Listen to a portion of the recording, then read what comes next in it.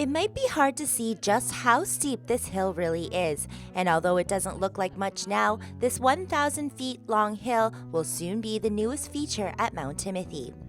It's an idea that came to Adam randomly during a conference. The first time I really started to think about tubing was at a seminar to the Canada West Ski Area Association's meeting. And I listened to a speaker talk about tobogganing actually, and how it introduces kids to snow sports. It's their first snow sliding experience, and we don't do anything like that. It's skiing or it's snowboarding. Then we thought, a tube park would really be fun. People will come up, have fun, they'll bring their kids, and maybe they'll want to go up the chairlift and try skiing and snowboarding. With a total of 35 runs, Mount Timothy is one of the only not-for-profit ski resorts in the region, located just 30 minutes outside of Lac-La-Hache. And for as long as Adam and his wife can remember, this family-oriented ski hill was only able to provide ski and snowboard options. That is, until now. We did a lot of walking around the hill. When I was a kid, I wouldn't have picked a really level piece of ground to go tobogganing on. I would be looking for the most extreme hill to go down because you want that butterfly feeling in your stomach. So when we started walking through there, we decided this was the place to go. We have a road out there already. It's not taken away from the hill itself, so we're not cutting into any of those runs. It's got great access and a great location with a lot of potential to be expanded upon even further. While this is Alicia and Adam's 6th season as managers, for Adam, Mount Timothy has been his second home since the late 90s. In '98, I had a friend who was working here, and they needed someone to do the lift operator's position.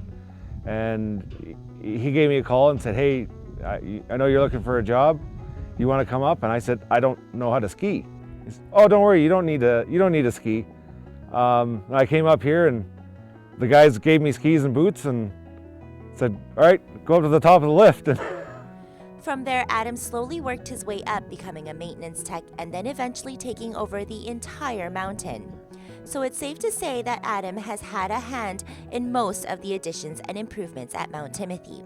So it's no wonder he's excited to bring in some new features to the park. The big thing for the mountain is we have a new trail map coming.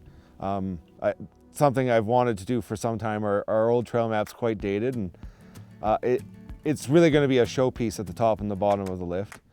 We're also working on speeding up the platter lift, which is the lift that services our terrain park. The runs themselves will be approximately 1,000 feet long.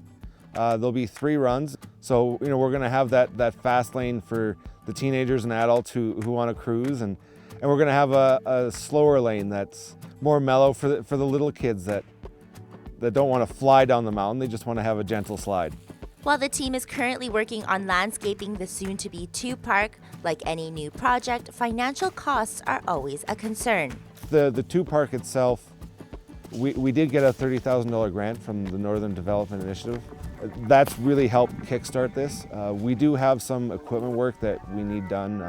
I do need to find a way to get a cat or bulldozer in here. We currently have some of our staff from last year that are here helping out without pay. They're work now, pay later plan. So financially right now we're okay, but when it comes down to the end, we're definitely going to need to secure those funds. So we're trying to promote a fundraiser that we've had ongoing here for the last 2 years.